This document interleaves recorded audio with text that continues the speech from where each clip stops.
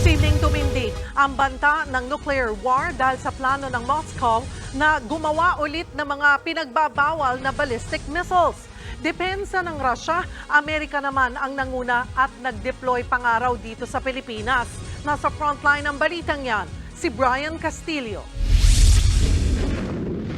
Sisimula na ulit ng Russia ang produksyon at deployment ng short-range at intermediate-range ballistic missiles na pwedeng kargahan ng nuclear weapon kahit matagal na silang pumayag na itigil ito. Ayon kay Russian President Vladimir Putin, kailangan nilang gumawa ulit ng naturang armas dahil hindi naman daw tumupad sa kasunduan nila ang Amerika na nagsimula na ring mag-deploy ng naturang missile sa Denmark at dito sa Pilipinas. Ang tinutukoy na missile ni Putin ay ang Typhoon Mid-Range Capability Missile System na pinadala ng US Army sa Luzon noong Abril para sa salaknib exercise ng Philippine at US Army. Ayon kay Putin, hindi siya sigurado kung nandito pa o inalis na ang missile.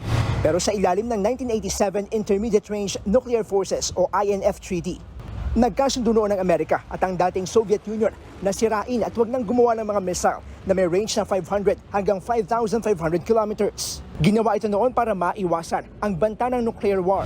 Kaya ganoon na lang ang paninita ng leader ng Russia. Dahil may range na mahigit 1,000 kilometers ang Typhoon missile na violation dapat sa INF Treaty.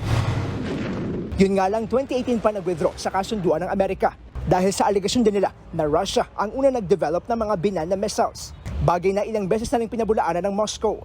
Ang Denmark naman pumalag sa akusasyon ni President Putin. Wala raw dinedeploy na missile ang Amerika sa kanilang bansa. Sinubukan din kunin ng News 5 ang panig naman ng Armed Forces of the Philippines. Pero tumanggi silang kumpirmahin kung wala na o nandito pa ang dineploy na missile ng Amerika.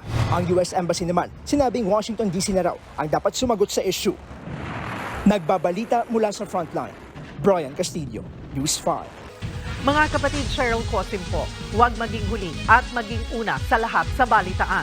Para sa tuloy-tuloy na talakayan sa Frontline, mag-follow at mag-subscribe sa social media pages ng News 5.